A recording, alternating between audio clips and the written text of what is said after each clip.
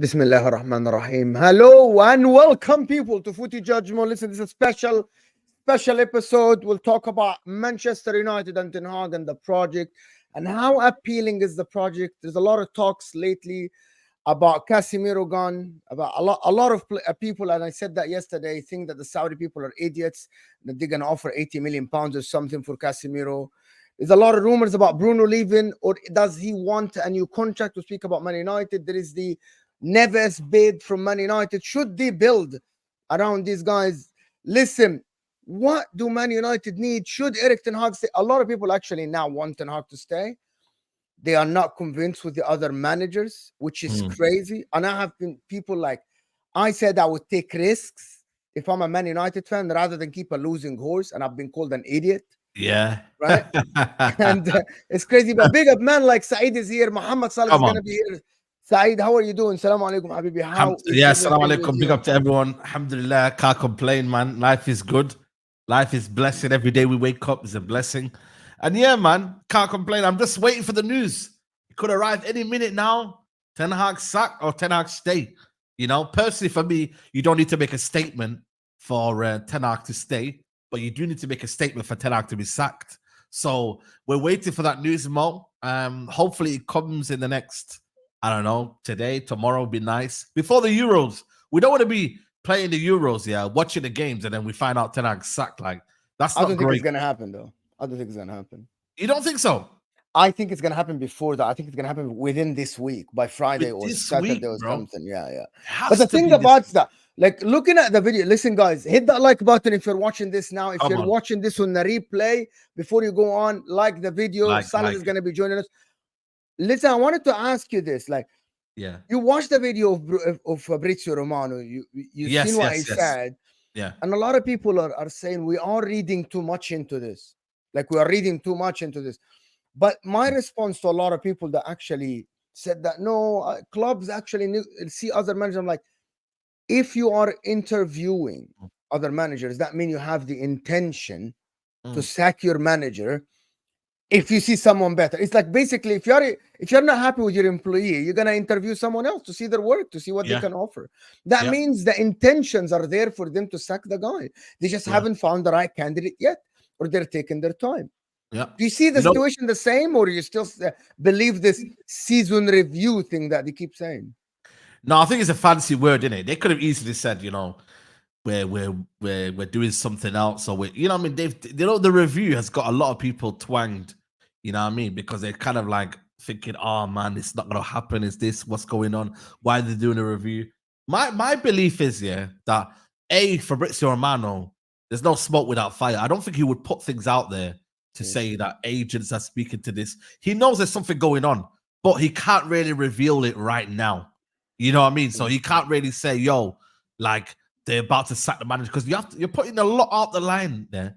If he says the manager's sacked, like Jacob Steinberg put it out there, he put it out there in the open and said, yo, Ten Hag's getting sacked after the FA Cup final, etc., etc. It's just, you know what I mean? But Fabrizio and honestly, they've been very, very coy. They've been very, very relaxed about it, because they'll be like, you know what? Nothing to report yet. You know, obviously you had the Kylian Mbappe story, you had so many things in the pipeline. But I believe there's no smoke without fire. I believe, yes, Mo, big up to you, man.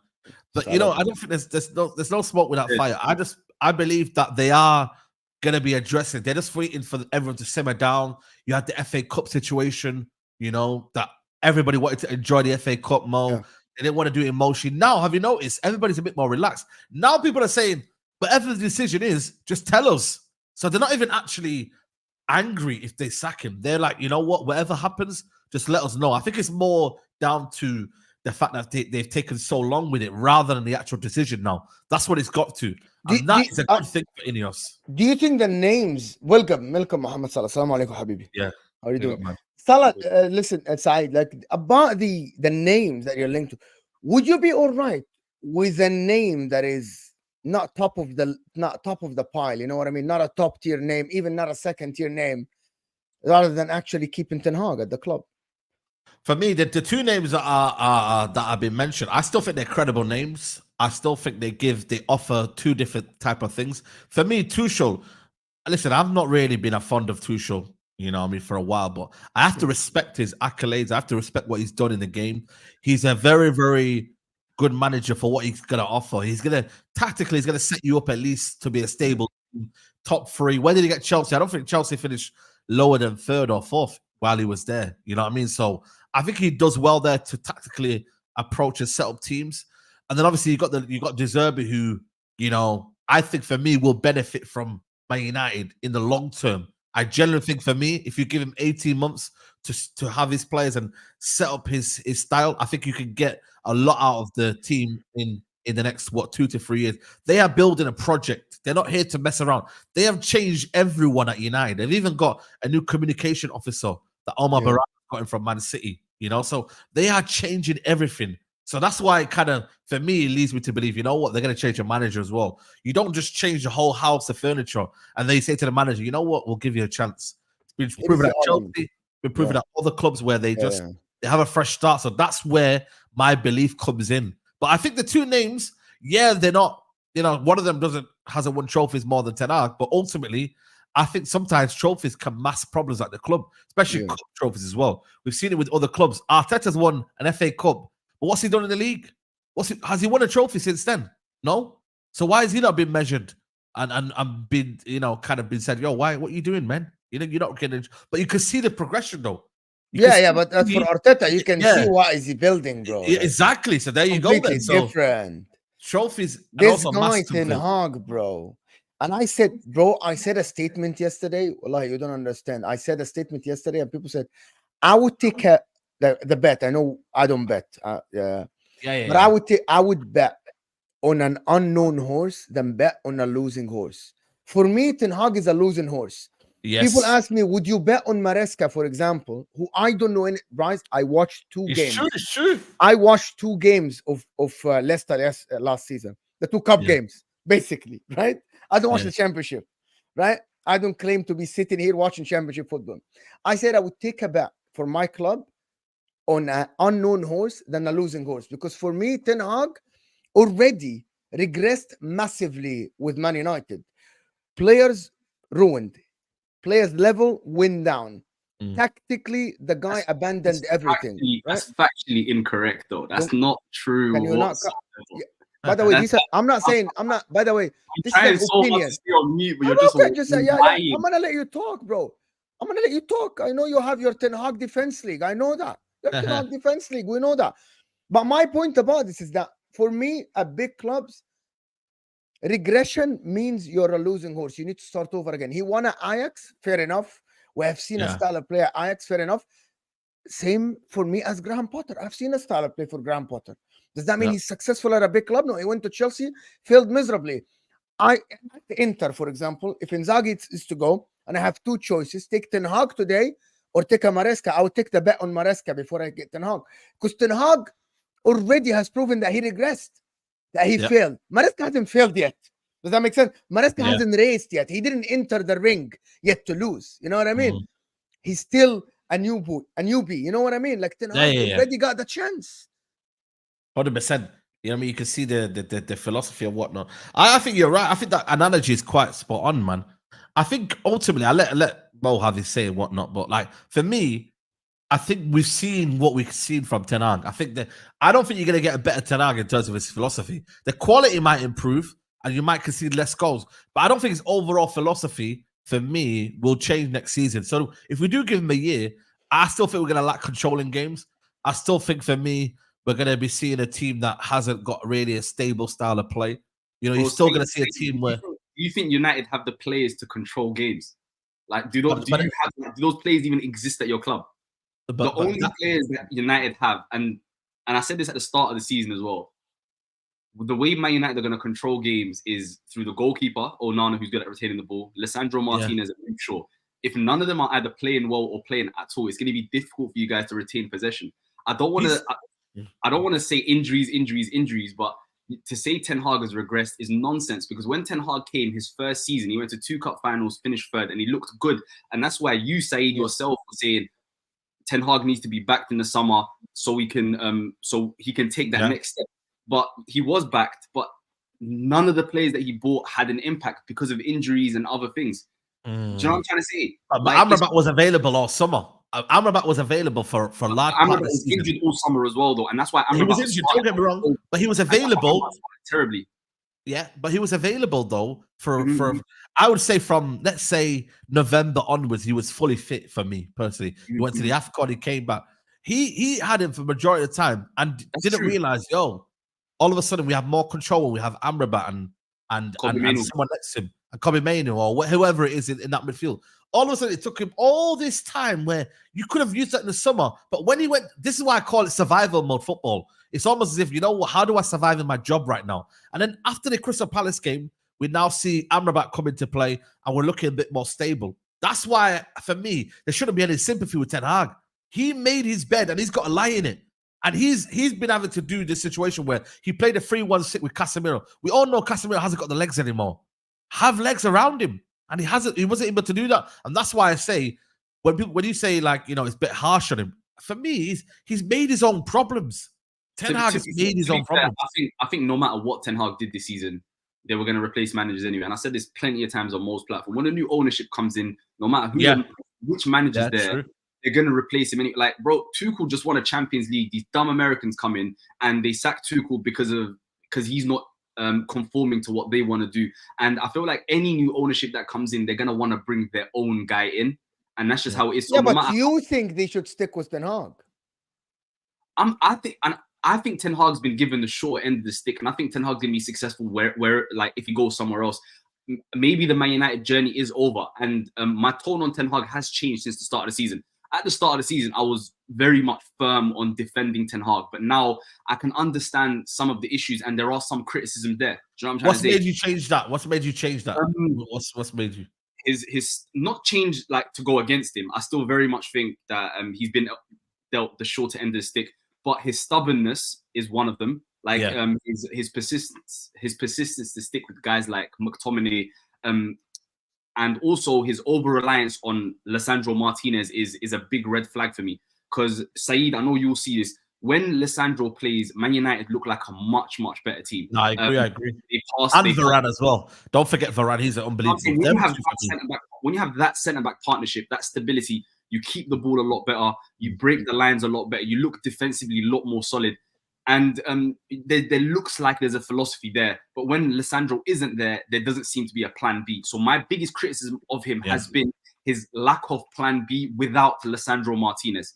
But then again, that goes back to the fact that there is no competent replacement there in the first place. You feel what I'm trying to say? But he abandons everything, Salad. Like, that's the problem.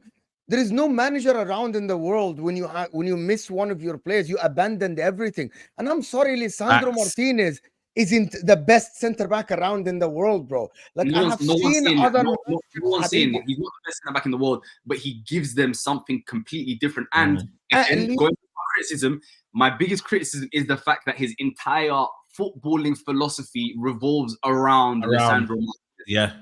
That's your favorite guy, Bruno, as well. Bro, Salad. Other coaches teach players angles. Teach players. You're not teaching Harry Maguire and Johnny Evans angles and passing, bro. Hold on. I have seen coaches teach defenders how to create angles for their teammates, how to keep the ball at the back, when to pass, when to open up, when to play. Look at Zerbi. Look at Zerbi. He's got Lewis Dunk doing that. Lewis Dunk and what's the guy's got Van Hicka, whatever thing. Yeah, man. Broski, the guy plays football on the ground. On the ground. Bro, the guy teaches these guys. My point, Salad, you know what I'm talking about. Players actually at any age of their career can be taught. Bro, Mourinho taught Diego Milito a lot of things at the age of 30. Mourinho taught a lot of players where to stand, what to do. By the way, Pep Guardiola as well is a genius in teaching players how to adjust their body, how to receive a ball, how to actually be like always alert and create angles for the goalkeeper, for your fullback, always be an option. Ten Hag, it cannot be, if Martinez is not there, I cannot teach anyone else. But the point I'm going to go back to is, like, we saw signs of this in the first season. And I'm sure Saeed will back me up. Like, in the first season, we saw signs of what... he was pragmatic in his first season. What do you mean? Not at home, though. Not at home. No. I'm saying, like, when you looked at United last season, we were a bit more defensively solid. We didn't leave spaces behind. Like, we weren't like easy to play. We were tough to play against, you know. Like, when you played against Man United, apart from the 7-0 and maybe the, you know, games where we got spanked here, but we were the third best defensive team in the league. You know, we conceded. Our defense was unbelievable. Yes, they were a bit more available. We had injuries as well. I remember Lindelof playing sometimes, Maguire playing, but we were solid that year. The next season, he's decided to, you know, play this. Don't you think that has a lot to do with Casemiro's regression this year? Like, he's just fallen. No, he's made him regress. He's made him regress, by the way. I don't think Casemiro's a bad player. Sas Fabregas said. No, he's not, bro. Players like that don't just become bad overnight. Yeah. But Casemiro, first of all, he looks a step slower. He doesn't look as physically imposing as he did last year. Because he's been gassed out. He's been told to cover every blade of the grass. Who was his partner in midfield last year? It was Eriksen, isn't it? Eriksen. It's nothing much has changed. I know, but then Eriksen. Why was there no gaps last year with Eriksen? Why was there no gaps with Eriksen, Bruno? There was no gaps. There was literally, they were covering every ground. And yes, the performances dipped, I reckon, from about March, April. Casemiro's performances dipped and whatnot. But what I look at is that he then decided to create this 3-1-6, which you see that against Fulham, where there's so much gaps available, where you're basically having 3v3, 4v4. And then next week, you know, Casemiro's absolutely running so far behind. I'm like, bro, you're going to burn out. You're going to burn out eventually. And that's what's happened. You put him in a competent team, and you got a stable team where you got people in there like Amrabat, whoever. I'm telling you now, Casemiro doesn't look half as bad. Yes, for me, I look at Casemiro, I'm like, passing wise, what are you doing? Why are we getting Casemiro to turn on the half turn and do whatever? Crazy. Yeah. But as a player, I still think you can get the best out of Casemiro. You can. You know what I mean? I wouldn't see this from any of the team. Like, you know, we look at Kroos and Modric, right? You know what I mean? And whatnot. Like, they're getting older, but can you see, like, they're never far apart from each other. They're never, like, chasing shadows. It's all about space in football. If you occupy the right spaces, you won't look as bad as what you think you are. I genuinely mean that. But obviously, you know, it's one of them where he looks like he's probably going to leave. And listen, we have to move on. You know, I'm buy a replacement. It is what it is. But what's to say De Zerbi, who I think is absolutely fantastic. I don't know, Mo probably doesn't agree. I think De Zerbi is I'm De Zerbi's defense league. I kind of want all the clubs. Yeah, man, De Zerbi is the one, man. I saw on Saeed's channel, bro, and I kind of like defended De Zerbi against Bots and against Drifty and against everyone. Oh, yeah, I know. Like, I love De Zerbi, bro. I think he's the savior for Man United. I swear to God, he's a savior for any football team. Like, if you went to Bayern, I think De Zerbi could have been successful. Only for Man United, though. No, I think De Zerbi would have been and could have been successful anywhere he's gone. But I think at the current moment, if he goes to Man United, he fixes the whole club. Yeah, I don't think so. Even the youth teams. Even the youth teams. Everything from top to bottom, you play that De Zerbi. Especially under this structure, everyone, you're going to see 14 years old playing the same football. Exactly. 2, 3, 4 years later, they're going to integrate it in the team. You're going to see that. It's going to be very easy. I don't disagree with you. I don't disagree with you one bit. I don't even disagree with you at all, right? But this was the exact same thing that Saeed and every Man United fan was saying about Ten Hag when he was coming from Ajax. It was the exact same. Everyone thought he was the savior. He abandoned his principles. That's why. That's why they backed him anymore. The reason why they backed Ten Hag and in the first season, Salah, second on the table in points, second in a lot of underlying metrics in the league in terms of position, controlling at home and everything. All what he was asked to do, a little bit of transfer some of this home form to the away form, and you will be up there. What he did is that he took the away form, right, the defensive, the pragmatic, and he said, I'm going to do the same at home. Bro, they defend Salah. The only thing that you have to see from this Man United to know that Ten Hag failed this season is that how can he be so pragmatic and defensively and still fourth in the league from bottom in conceding chances? That's impossible, bro. It's impossible. It can be defensive and fail.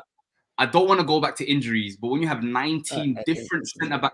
Bro, when you have 19 different centre-back partnerships... I think he's to blame as well for that. I think he's to blame as well, because I look at for me, I don't know if you've seen it, bro. United, in terms of injuries, right? are not the highest. They might be in terms of the amount of injuries, but in terms of length of injuries, we're I think 5th or 6th in the league. I think we're behind like some Brentford, Newcastle, Chelsea, and I think we're only 2 behind Liverpool, and they finished so many points ahead of us. Yes, My Saeed, thing the is, right, injuries are not excuse. You said in the nah, it's not.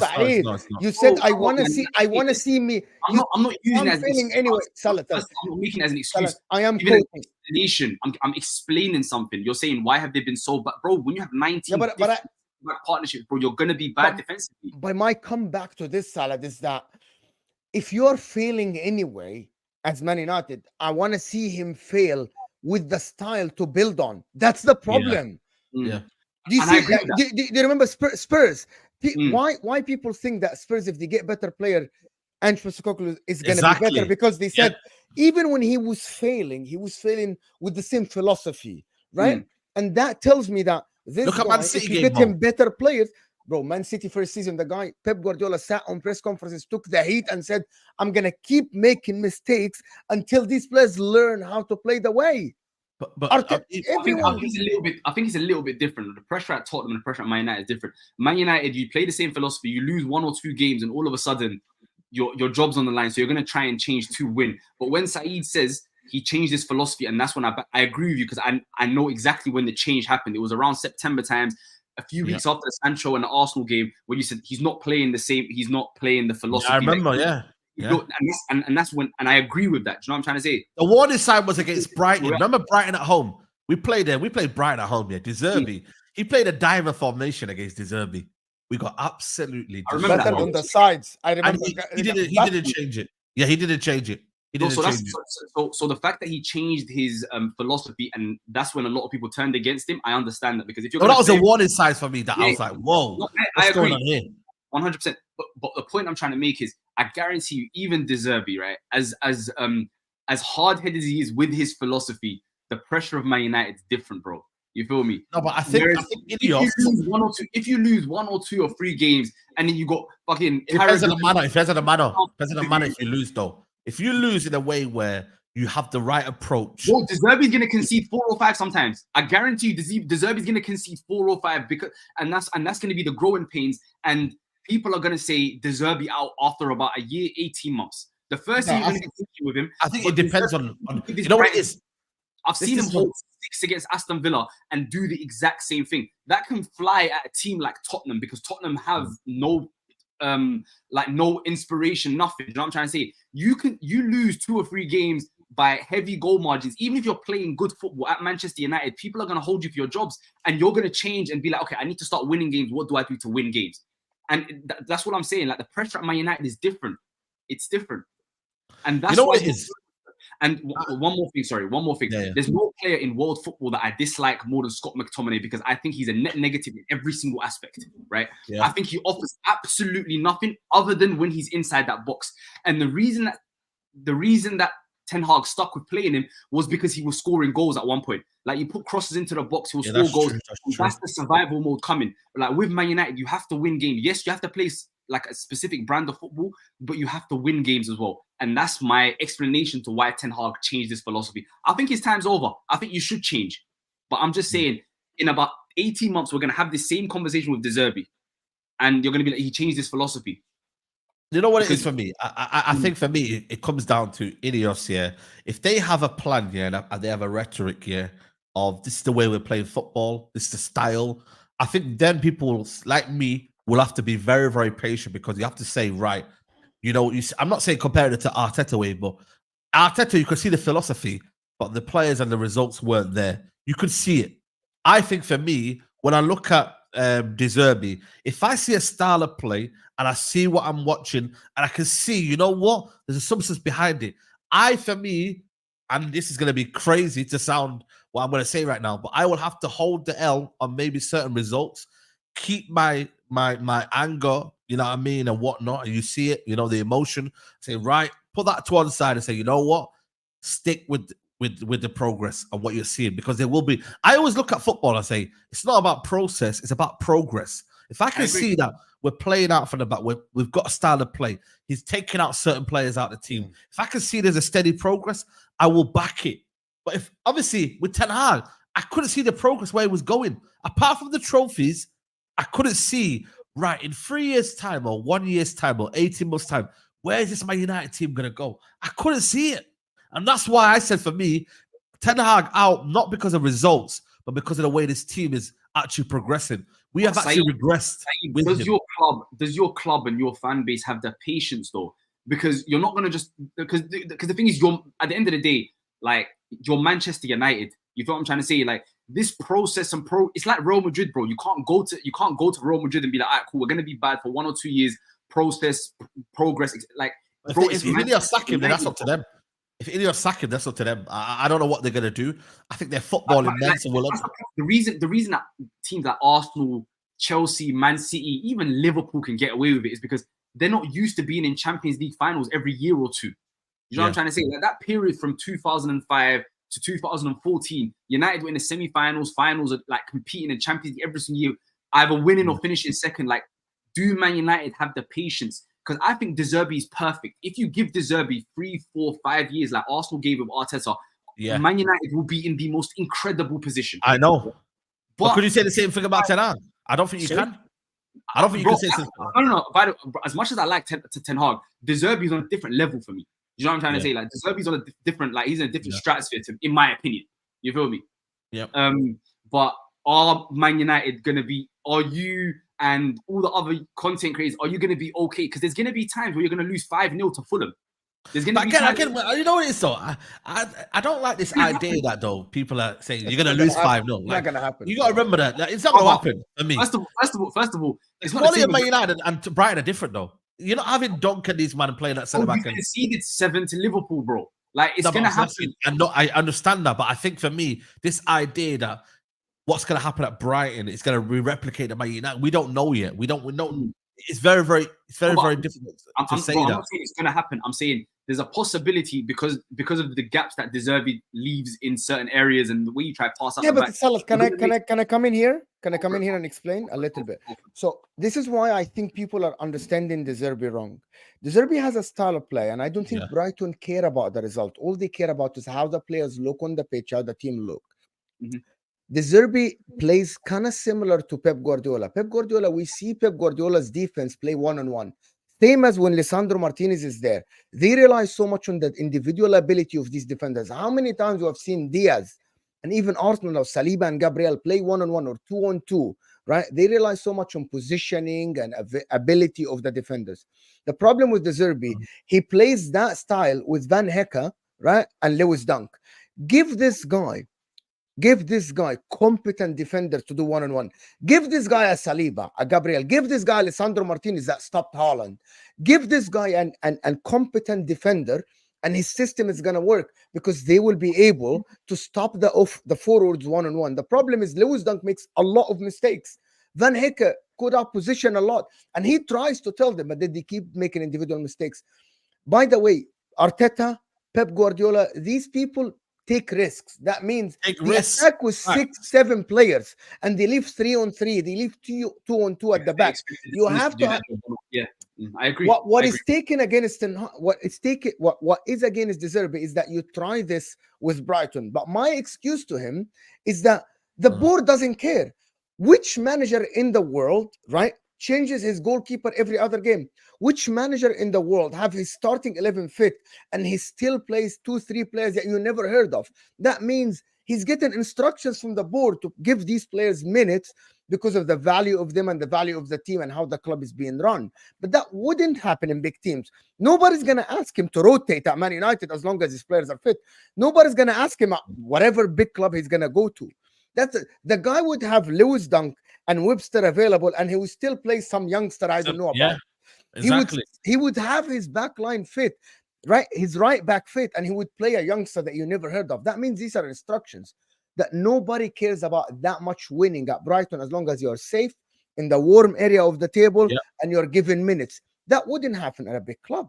This is why I think with structure around this guy, right, with competent players, I actually think he's going to be a fantastic coach with a club that is ambitious, that will give him the tools to make a system work. Imagine if Pep Guardiola has Lewis Dunk and Van Hecke, Imagine if he has these Bro, players. that's what I'm saying. It wouldn't work. Yeah, exactly. That's what I'm saying. It wouldn't work, man. So end of the day, yeah, I look at, for me, yeah, just in general, I think you know, the Ineos are doing this very deliberately. They know what they're doing. They're trying to create a kind of a feeling around Old Trafford. Even now, they're still not even appointing Ten Hag. They're still not appointing everyone but Ten Hag. They've appointed a new, like I said to you, new communications officer. He may be the one that announces the new deal. You know what I mean? I don't know. You know what I'm saying? So I feel like they're trying to sort out everything, get the furniture in, and then start what you want to deliberate. So, you know what I mean? Ten Hag, wish him all the best. I think you still get top jobs. I really do. It's not that I don't rate Ten Hag in terms of, it's just that when he's come to Man United, he's bottled it. Let's be honest. He's come in. He's not wanted to play the style of play that we wanted. And ultimately, you know, I think, you know, there's not been a kind of accountability. He's won 2 trophies. He's done things that other managers like Arteta haven't been able to do, you know, and, you know, he deserves to, he's gone out on a high. So I wish him all the best, man. I really do. Yeah. I wish him all the best. And also, he'll get a top job. That people don't credit Ten Hag for is guys like Kobbie Mainoo, Garnacho. You know what I'm trying to say? Like bringing the youth and making them. I think they would have came in though, man. Kobbie would have came in regardless. No, Kobbie's out as well. No, you're right. But yeah, Garnacho maybe, yeah. Giving them that platform, and then towards the end of the season, essentially building the team around Kobbie Mainoo. It's like I think he deserves credit for these things, and you can see the way these young players gravitate towards him. The squad and these players, they gravitate towards him. I feel like, again, and I'll continue saying this, and Mo says it to me all the time. I'm a serial manager backer because like I just defend managers, but I feel like he's been dealt the shorter end of the stick, and it's very, very difficult to be successful at Manchester United because of the stature of the club, because of the fans, and because of the pressure. It's not easy, bro. It's not for the faint-hearted. You need a specific type of manager to be able to succeed at Man United. Can we move on from the manager? The last thing is that, do we think Thomas Tuchel will succeed at Man United if he goes to Man United? I think he will. I think he could. I think he's a good manager. He's a competent enough manager. I don't like him, actually. I think he might. I think when it goes south with Thomas Tuchel, it goes south. Yes, that's the what I worry about. Yeah, it goes south completely. Like that. Like the whole environment is toxic. Like that's the problem with him. Like he falls out with a lot of people. But again, he's someone who is firm, strict, and this is probably what Man United need at the current moment. Yep. They need someone who's strict. They need someone who's. But again, also he's been twerking for the job. He's been one of the ones that are saying that, you know what, he would come. I think he would. He's the sort of manager that would come for 18 months to 2 years and then leave. He's not a long-term manager. For me personally, has he ever displayed any like long-term sustained level of success? No, he hasn't. Well when he goes. I mean, he didn't do well this year, but usually he does well for a short period of time where he goes and then things turn left. Yeah. But then again, the Chelsea situation wasn't his fault. I feel like Chelsea could have been something because they were building something there. And if the owners weren't so incompetent, maybe. But I don't know. I think ultimately with Tuchel, he knows that, there's not many jobs around now, man. Like everything's been taken now. Where does he end up? You know what I mean? Does he have to humble himself and go step down a level maybe or whatnot? But that's why he's so adamant to come back to Premier League. There'll always be jobs available. Don't get me wrong. If this Maresca does absolutely terrible, it could be that fired by December. I promise you, he's getting fired by December, bro. There's no way he's not staying. Bro, it's crazy. What's this news here? Is it Maresca? Are they making moves for Olise and who did they say? Yeah, they're making moves for Olise and Sesko. Sesko, wow, man, that's crazy. They gonna get them too? I don't think they're gonna get Sesko. Sesko, and it won't change a thing because the structure is shit from top down. It won't change. Oh man, yeah. Man United made an offer already around £51 million for the João Neves kid. Bro, it's too much money, man. But also, record he won £85 million. Yeah, you know what it is for me. He's a good little tiny little player. I've watched him a couple of times. Very good on the ball. You know, he's tenacious. He's an aggressive tackler. He wins that ball. But you got to remember, 85 million is for me. I don't want to be signing players for a lot of money. I want to be buying profiles that fit the philosophy of of the manager, man. So I think Ineos, they've not even got the manager yet. I think there's a lot of, you know what it is as well? They're trying to drive up the bids as well. They're trying to, because Benfica are a selling club. They sell all their best players every single year. You know, everybody knows that. But at the same time, I don't think he's the right profile as well, alongside Elise. I want that Fofana guy, man. Yusuf Fofana. Go give me someone like him. The big guy from Monaco. Yeah, man. Get someone like him in there, man. That's the one I'm looking at, me. You know who I've fallen in love with recently?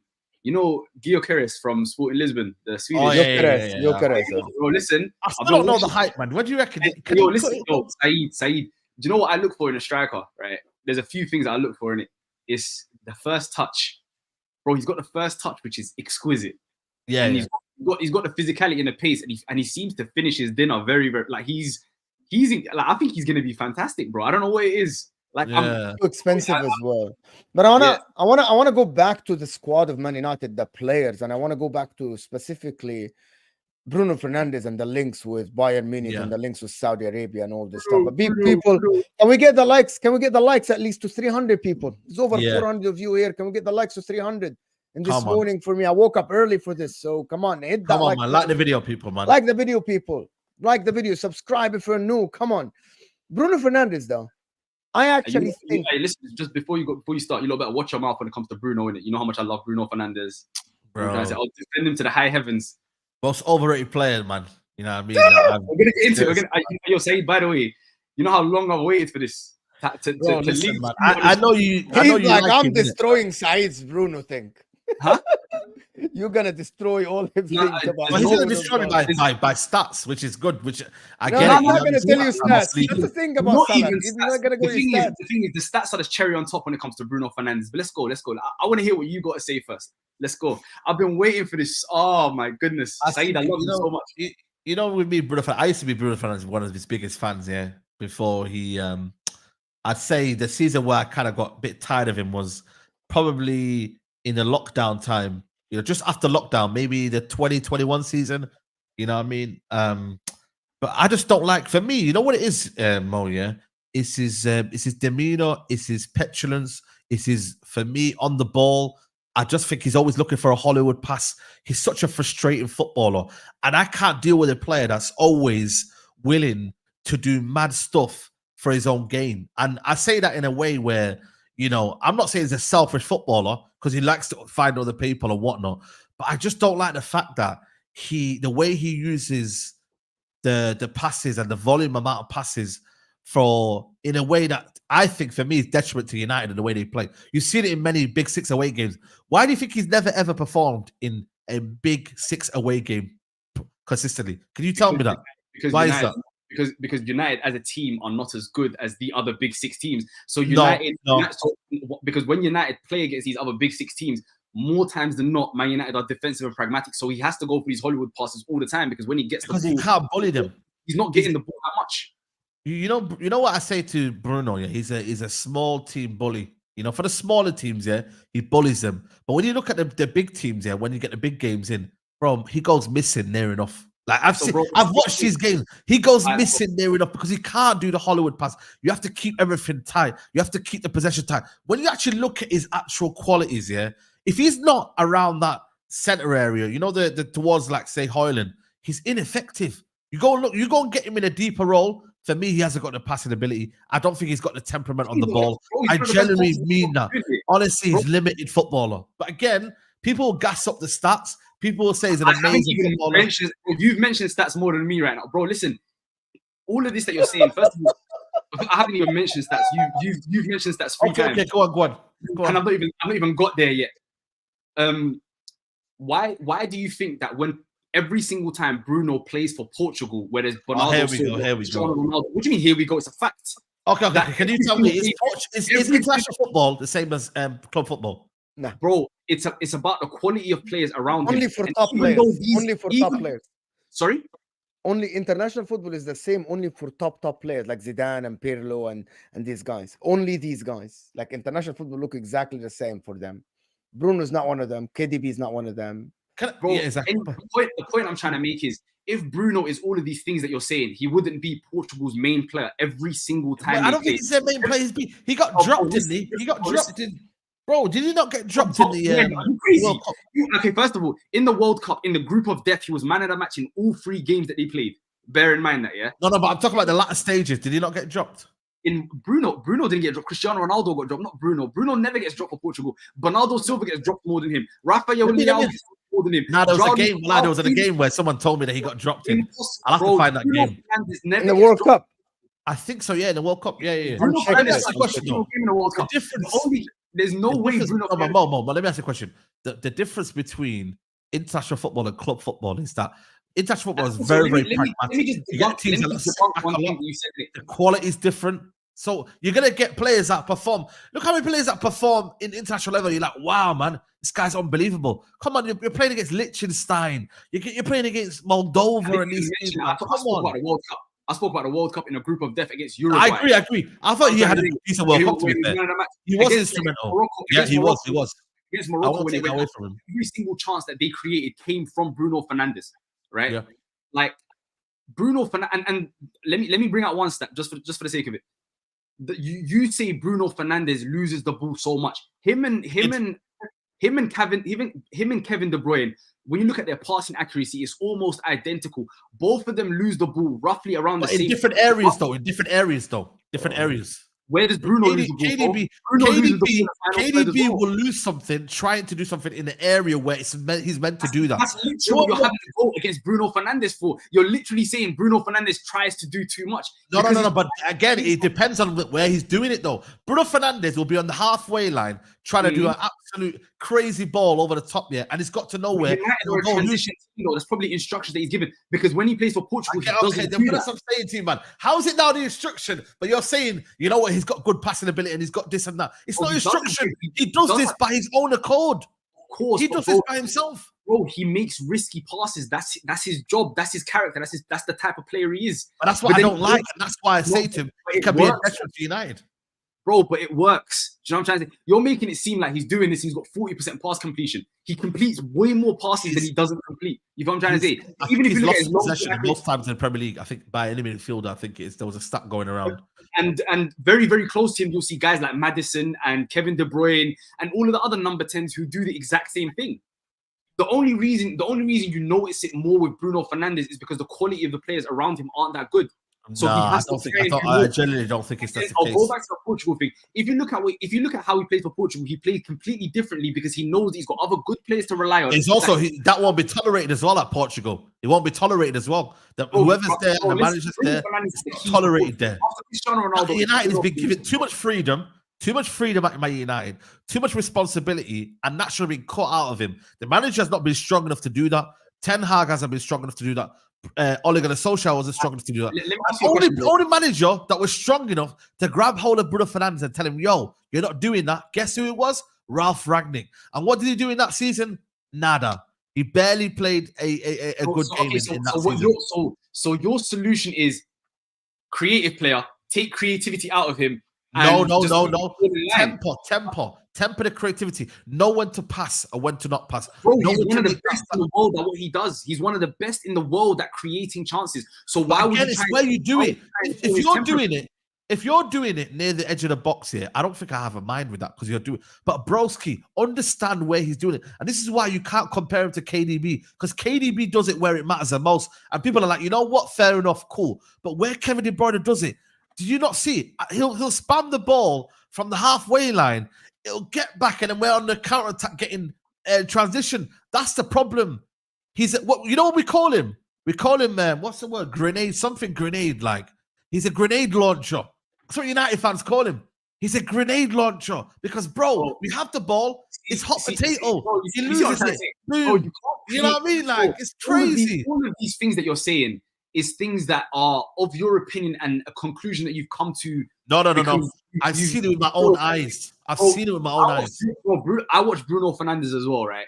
Bro, you can't create the number of chances he does on a consistent basis. It's about volume. It's about volume. It's not volume. He's a volume player. Because he's a volume player, man. That's another buzzword side. It's not a buzzword. It's not a buzzword. I swear that's not a buzzword. And I think this whole volume is not as bad as you make him be. I'm not saying it's a bad play though. This whole volume thing is an NBA term. I think you're overgassing him. bro. I think Salah is over Gasset. I bet you think he's world class. I bet you think he's world class. 100% he's world class. There you go. He's the bro. If you are the best creator in the world for 5 years straight, bro, listen. Explain to me how a player creates the most chance. 1 second. Explain to me how a player creates the most chances and runs the most for his team every single year, bro. So McTominay runs for his team. McTominay runs for the team. McTominay is nowhere near the player that Bruno is. No, but you just said he runs for the team. McTominay runs for the team. Bro, do you hear what I'm saying? I feel like you're selectively hearing what I'm saying. I said, how many players in world football combine the creativity as well as the work rate, bro? He's a unique player, bro, that a lot of players can't get that. And, bro, that assist to Kobe Mainoo in the final, bro. How many players I give him credit. I give him credit for that. I give him credit. How many players was? I can do that. That assist is not like amazing. Like, just it's okay. Kobe, yeah, it's a good assist. Kobe Mainoo was in acres of spaces and he was to his left.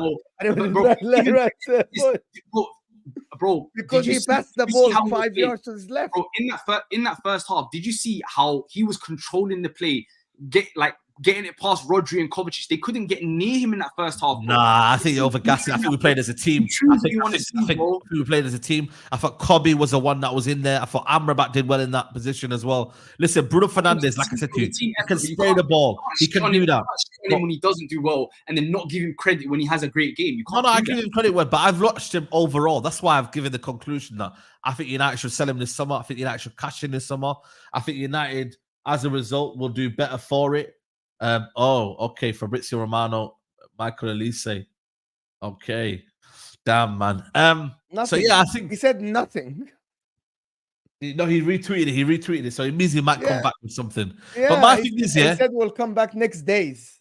Nothing concrete. But my thing is, I listen. Everybody's got an opinion, but listen, I look at Bruno Fernandez. I swear down, I just think he's overrated, man.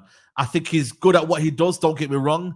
You don't see but the way people sensationalize Bruno Fernandez, you know what I mean? They call him world class. They say this. They say we're dispensable without him. United are going to crumble without him.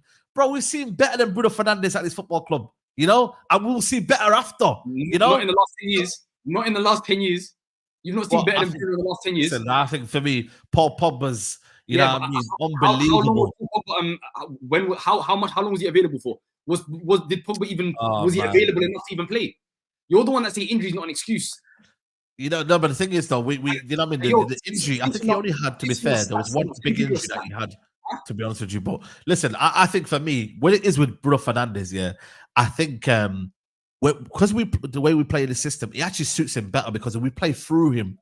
You know, so everything we get to him, it's like we have to play through Bruno Fernandez. So I think his stats have been inflated by that. Had we been playing as a team, and you'll see it maybe if Zerbi comes in, I think half of the stats you'll see less from Bruno Fernandez because we're playing more as a team, you know, and he won't be the kind of guy that we launch the ball to, and he won't be doing these Hollywood passes. So that's why I say volume player, because every single time it's passing Bruno Fernandez and let's see what he can do. And more enough times, we're seeing this guy give the ball away. Doesn't show that he's a very good player, because if it's past the Bruno Fernandez and see what he can do, and he's actually doing a lot. We've got other players that can do other stuff. We've got other players that, for me, that I believe that can do other stuff. Sorry? You okay? Who's that? You okay? You okay? You just look down and no. I just seen something about Benfica. But my thing is, I look at Bruno Fernandez. I like some of his qualities. Don't get me wrong. I like his temperament in terms of his passion for the game. I think he never ever never puts it in for the badge. I always think, you know what, he's a proper professional. But ultimately, the qualities that he has, and sometimes I feel like it's a net negative. He's a net negative player from Man United. And I know it sounds crazy to you, but it is. I genuinely mean that. You know why? Because I just look at it thinking, them stats. He's the most creative player in the world. Listen, factually, no player creates as much as Bruno Fernandez, and you want to tell me he's a net negative, bro? Okay, you know why? Who's creating for Man United? Take him out your team. Who's creating for Man United? But again, that's what I'm saying, because we haven't seen that. We haven't seen that. Because in the day, we've been playing through Bruno Fernandez. You know, this is the problem. We've only known Bruno Fernandez in that position. This is why people don't look at... When people give me stats and whatnot, you know what I mean? You can actually create a team, and get better stats than what you get with Bruno Fernandez. If you create a team, You know, but right now we play through Not two Man players. United. Marcus Rashford. Wait. Marcus Rashford and Bruno Fernandez. They're the two that need to be sold. I'm telling you right now, and United will be better for it. We play through these two players, and bro, it comes to the detriment of the team because we're not balanced. Look at our team over the years. There's no balance in the team. Because every single time it's, yo, move the ball to Bruno, move the ball to Rashford. And it ain't good enough. It makes sense that you have a player who is very, very good and you build around that player. It makes sense. I mean, that's how football works. Your best player, you build around him. And the reason you could build around him... I don't know. That's down to you. Unlike, he's the best player of your team. There's no doubt about it. He's by far the best player of your team. Who are you going to say? Most important player? Probably not. But you best player? I don't think he is. But again, that's down to you. Who's your best player, bro? Who's your best player? But again, it comes down to preferences. You know, I think Sandro in what he provides us is the best player in our team. I thought Varane for what he provides us is the best player in our team. So it depends on what you see as the best player in your team. Most creative player, probably. To be honest with you, is that. About Bruno Fernandez, about Bruno Fernandez, I think Man United fans, because they see Bruno Fernandez in the wrong areas and they see him deep on the pitch and he's asked to do a lot of stuff, I think you don't like him. I think Bruno Fernandez, if you have a proper midfield behind Bruno that will get him the ball in the final third more often, I think he creates a lot of chances. The problem is he's asked to go deep, dictate the play, try to do that. And because you had no structure under Erik ten Hag, he looked worse and worse on the eye because he goes back and he tries to play that final pass from deep and there's nobody making the runs and all the stuff. I actually think Bruno is not as good as Salah makes him be. Right, but I still think that Bruno Fernandez is an asset to something like Man United. If you get a Kobe Mainoo and another competent DM next to him, and you don't ask Bruno Fernandez to just go deep and dictate the game, just ask Bruno Fernandez to do what he does for Portugal: create, be close to the 18. Kevin De Bruyne, by the way, a lot of times plays bad crosses, a lot of times, but some of his passes are elite. Right, Kevin De Bruyne isn't asked to go deep and dictate the game with Rodri. Bruno Fernandez asked to go next to Kobe Mainoo. And I think I'm so glad you said that, because Bruno Fernandez is one of the only midfielders I know that is expected to create chances, then come deep, then go pressure as well. Like, bro, we saw also his intelligence for me as well is another thing that he lacks as well. His game intelligence, football IQ, yeah, football IQ is in the bin, and you could agree with that. But that is not measurable, Saeed, unless you get a good structure. That's not measurable, Saeed. It's not measurable. You cannot measure that unless you actually get him a proper team. The guy never at Man United. All due respect, you guys had half a season under Erik ten Hag last season at home when you had control, and he looked all right. Last season, you know. By the way, this season he's been playing average until the last 2 months of the season. I know he was not. Do you agree with that? Oh, and he still managed to create over 100 chances, but but do you agree with that though? He's been average for the whole. I think Man United as a whole have been poor this year. But I actually did. You always go back. I'm gonna hold on. I'm gonna actually. We criticize. I'm gonna debunk. No. Guys, give me a second. I'm gonna debunk this statement so bad. What is the game that you guys, Saeed? What is the game that you guys lost? That you guys looked atrocious? 2 games before the last game of the season. What game was that? There's a game that you guys looked absolutely atrocious. Crystal Palace. Yes. Do you guys know that Kobe Mainoo still completed 92% of his passes and he touched the ball 60 times? Yeah. You guys know a quality player will be a quality player even in bad places, by the way. Yeah. Kobe Mainoo in that game, a lot of people said that he didn't have a good game and he didn't do this. And I thought that game still, and the stats back the eye test, Kobe Mainoo still completed his passes, looked all right. He was isolated and he looked okay. The difference between someone like Kobe Mainoo, and he's an 18 years old, that he still provides his qualities, even if the team around him is bad. He's still there most of the time. Bruno Fernandez, the team is bad. He look atrocious, horrendous. It's the same with all number 10s though. And as the number 10, but he's not playing number 10 now. But I'm saying majority of the time, for a creative player, you need the structure around you to be better so you can be optimal. And that's football. That's just facts. That's how it is. Because if the midfield behind you's got McTominay and stuff like that, and Saeed, I'm glad you said this. You know, when you said the last 2 months he's looked better, that coincides with when Kobe Mainoo has been playing more consistently when Amrabat started to get into the team. All of a sudden, structure, Bruno looks very It was the Arsenal game. I'm sorry. It was the Arsenal game when he had 70 touches, completed 9. Arsenal game when Man United didn't look as good. He completed 96% of his passes. Kobe Menu. Against Arsenal, though. 70 touches, bro. 70. Quality, man. That's what you call a real footballer, man. Proper baller. His dribbles against Arsenal. But that is what quality, Salah, I get what you're saying. Quality shows even in bad teams. The problem with Bruno is that you need to make things work around him for him to shine. And Man United I think Kobe Menu, for example, is a better player for them to build around Kobe Menu. Get him proper players around him so he can shine. 18 years old, he's good enough. I doubted the kid. He's good enough. Yeah. I think for me, listen, man, I think Saudi Arabia will come in for Bruno. He wants to be the highest paid guy. I guarantee he won't go to Saudi Arabia. He'll go somewhere else in Europe and he'll bang somewhere else in Europe. And I bet he'll be on the bench. You know what I mean? So we'll see. We'll see, man. I think for me, listen, when Portugal win the Euros this year, does he get into the Bayern Munich team? Does he get into the Bayern Munich team? Yes or no? 100%. Yes. He does. Where does he play? Where does he play? He plays as a 10. He'll play as a 10. Musiala will go they actually don't have a 10. Man, are you kidding me? Saeed, the problem is they don't have a 10. I mean, Musiala been playing off the left anyway, bro. Yeah. Musiala is left. And Musiala is not a passer. Musiala is clear, Bruno Fernandez. Yeah, Musiala's not a passer, bro. Musiala's not a passer. Musiala is more of a what? dribbler. Is it a passer? You been watching him? Yes, Musiala isn't the guy that he's not Kevin De Bruyne style. He's more of a Foden, gets the goal, gets to the end of things and dribbles and stuff like this. Listen, I don't know. I disagree. For what? Listen, I've watched him a lot this season. Do me a favor. Watch Portugal. Okay, Inter Milan. Does he get into Inter Milan's team? Yes, Bruno because Fernandez? We have now. No, he doesn't. Now, with the players we got. Instead of who? What? Like we have Zielinski, Barella, and Hakan. He wouldn't get ahead of them. He wouldn't get ahead of them. He wouldn't get ahead of them. I think Bruno's better than Zielinski. Okay.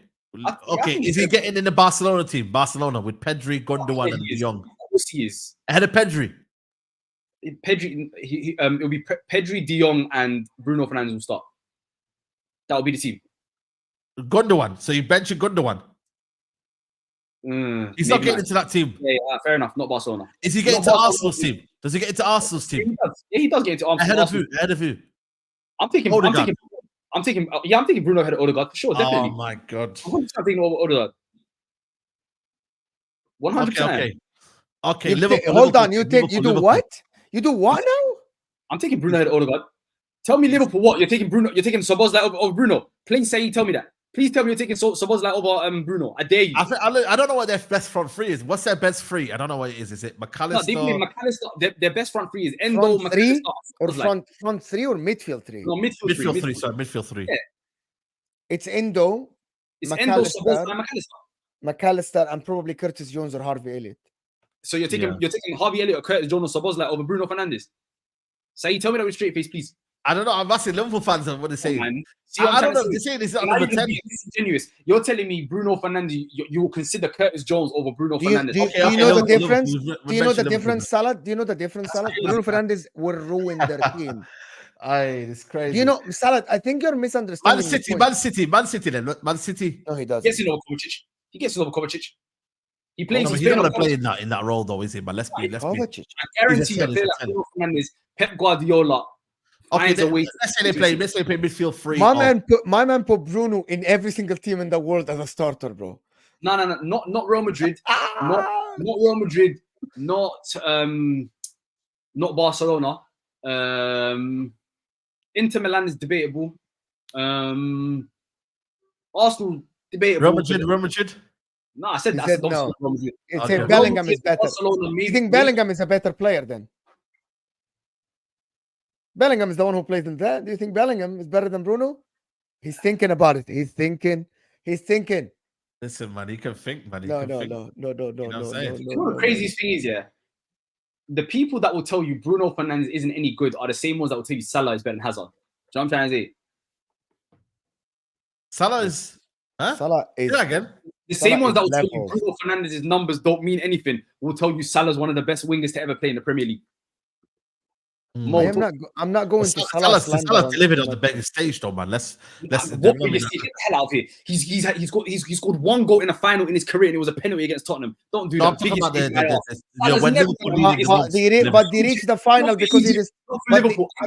I'll let Mo defend him. I'll let Mo. But they reached the bro. A winger coming into the Premier League, breaking the record when his coach didn't want him actually to be signed, and he forced himself into the starting lineup, broke the record of the Premier League from the side.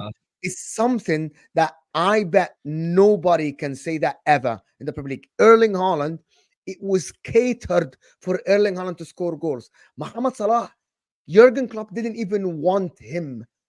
Right, that means nobody can argue and tell me that the system was built for Salah to score if his coach didn't even want him.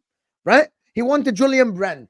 Mo Salah is a generational talent, best African player to ever grace the game. Have some respect. Say no more. There is no argument against what I'm saying. Mo Salah, you say, delivered in the semi-finals of Champions League. Mo Salah delivered against top teams. Mo Salah has the most goals against top 6 teams. Mo Salah by himself destroyed defenses in the Premier League of the top teams, bro. Mo Salah won Liverpool games by himself. By dribbling 2-3 players? By dribbling 2-3 players. Oh, remind me of that one Ruben Diaz goal that he dribbled Ruben Diaz one time. That dribbled Spurs game. Bro, anyway, you aren't gonna sit here and respect. You aren't gonna sit here and disrespect Mohamed Salah. I'm not gonna let you lot tell me Salah is a dribbler and creates goals by himself. I'm not gonna let you lot do that. That's bullshit. By the way, Mohamed Salah this season created the most chances. Okay, we know that. Good on him. Would you take him over Hazard? Would you take him over Hazard? Salah. Never, not even in the same conversation. Merchant. Are you crazy? You're an artist merchant, bro. Bro, you're an artist merchant. You think this is freestyle football in 5-a-side game. It's not, bro. It's 11-11, bro. At the end, coaches choose who scores the goals, bro. At the end, that's what happens, bro. Other way, nobody would have scouted Erling Haaland. Nobody would have scouted because Erling Haaland is a striker and he's supposed to score goals. Brother, let me tell you something. And Mohamed Salah is not even a striker, and he scores goals. I'm so happy you're doing this because you're just proving my point. You're proving my point. Man United. Bruno Fernandez. We're gonna get your HUSAM to defend Mohamed Salah. Bruno Fernandez is the most eye test player in the world, but then because of his numbers, guys will call me numbers. But then when I say Hazard, I'm an eye test merchant. But I never sat here and you, Dr. Saeed. I never sat here and said Bruno Fernandez is a bad player, bro. You can't. Yeah. I never. By the way, I never said Bruno. You'll never hear me say that Bruno Fernandez is a bad player. When stats matter. No, stats matter. Stats matter, and that's why I will never say here. What is Bruno Fernandez numbers and stats? It don't matter. When it's Mohamed Salah, he did this. I will never sit here and tell you Bruno is a bad player if he delivers, and he delivered for Man United at the end. Guys, can we get the likes, guys? Come on, like the video, man. You're slacking in the like button. We got 5 minutes left, guys. You're slacking in the like button, people. Please get the likes up. It's the only way this video is going to be seen by other people. Hit that like button. It's the only way. Subscribe to the channel if you're new. Let me do a couple of super chats. How can Ten Hag not get blamed? Anthony, Amrabat, Casemiro, Højlund, Eriksen, Onana. All his players were fit most of the season. You had no style of play. That is the argument. That's factually incorrect, though. Amrabat didn't have a preseason. He was injured for a lot of the season. Anthony had his Brazil case with whatever was going on. Casemiro, we spoke about it. Højlund was injured when he signed, and Højlund spent a lot of time injured. Saeed will tell you that. And Eriksen can't play that many games. Yeah. We have been really good. Okay, we have been just justified. I'm gonna respond to this for something that's gonna piss up a lot of people. We have been patient for the last 10 years. This is rebuild and process. Big up Saeed. Glory, Man United. Mayo, I'm gonna tell you something. Because you had one successful manager in your lifetime that you have seen, you don't deserve anything. And because you make money, Man United fans, some of you guys think that you deserve something. You need to start the process. You need to build your club again, because basically you have holes in your starting 11, not holes in the squad, bro. You have no center back next to Lisandro. You have one midfielder that is competent to play for Man United at the current moment, which is Kobe Mainoo, assuming that Bruno is going to leave. You have no forward that is competent to play Man United now at the current moment. Right? At the current moment, only Højlund. Marcus Rashford is going to go. Nobody deserve something unless you work for it, my friend. Not because you're big Man United, you deserve anything. Liverpool season is like Euro and Copa America, dope summer. Thank God for family, friends, sports, and entertainment. Thank you so much for the donation for the channel. Mina Sedum saying Jamal Musiala, Sane, Nabri. Not sure how Bruno fits. Interested to see Vinny plays with this Bayern. He's not gonna play in Bayern Munich. If Pep steals Jamal Musiala and we get Bruno, oh my days. See, a lot of people don't want Bruno Fernandez. By the way, a lot of people in Bayern Munich don't want Bruno Fernandez. Lots of people. They don't want him. They don't want him. Last thing before we go, I want to ask Saeed and Musala the question. Yeah. Real expectations next season. What should it be for Man United? What should it be? A style of football, win the Europa League, and be entertaining. Entertaining style of football, win the Europa League. Why do you think you deserve to win Europa League? Why? You don't have a team that is better than other teams. I think we should be enough, man. Nah, with this year's Europa League, where there's no teams dropping in from the no Champions teams League. dropping in. Okay. They're not the greatest. Yeah, I completely forgot that. You know what top I mean? Four, stop for the goal though. I don't think we'll get top 4. I'll be honest with you. I think we'll finish around 5 or 6 again. You know what I mean? So whether we get that Champions League in the 5th position, I'm not sure. But I don't see us getting top 4. I have to be realistic. This is why, you know, people say, oh man, Saeed, that I'm going to be realistic. I'm going to say we get 5th with the coefficient, but we also finish we also win the Europa League, man. And maybe another FA Cup run, man. We've been twice finals. I don't think you get 5th. I think Villa, Spurs, Chelsea finish ahead of you. You get 7th this season. Do you reckon Villa drop off though this year? No, I don't think so. I think they get knocked out early from the Champions League. See, it's not about dropping the standards. It's where I believe this team is at right now. Obviously, I'm just saying this right now before transfer window, but I don't know where United are going to be. I don't know what manager they're getting right now. I'm just looking at it from a point of view of, like from what I've seen this season and the players that are leaving right now as it stands, I think for me, we'll finish around there because I don't know, man. I look at what we're trying to do right now. It's going to take a year to build and then a year to kind of cement it and whatnot. Yeah, so 100%. I'm looking at these Europa League teams. The only teams that I can see that will even give United an issue is Tottenham and maybe Porto. There's no one else. But I think Spurs next season will be in a better place than Man United. The problem is I don't know how Ange is. But anyway, I don't know how Ange is going to be in his 2nd season. I have no idea. And how he's going to be in cups. Like, I have no idea. But listen, people, I want to thank Saeed. Saeed TV in the description. If you haven't subscribed, you have been living under a rock, of course, in the last 2-3 years. Saeed TV in the description. Thank you, Saeed, for being here. Appreciate you, buddy. Thank you so much. And Salad has been here. Amazing Salad, of course. Amazing discussion. Amazing. Come on, man. Always, man. Always love, man. Yes. Come on, man. Come on, guys. Man, make sure, and also, guys. Yeah, we're active. You feel me? Yeah, man. Come on. Stay here. Don't go anywhere. This is gonna take you to This is Football with HUSAM, where he's gonna discuss the transfers. This is Osimhen to Arsenal, new link, and De Bruyne to Saudi. So, guys, stay here. Don't go anywhere. This is gonna be a fantastic show with HUSAM, of course. And we'll see you guys soon. We'll see you tonight in Rivals Rumble. It's going to be fire with Kunli, Shez, Ahmed, and Ahmed Man United. This is going to be crazy today. We'll see you guys. And we're out of here, people. Stay here. Don't go anywhere. Like the video before you go. And we're out of here, people. Come on. Big up.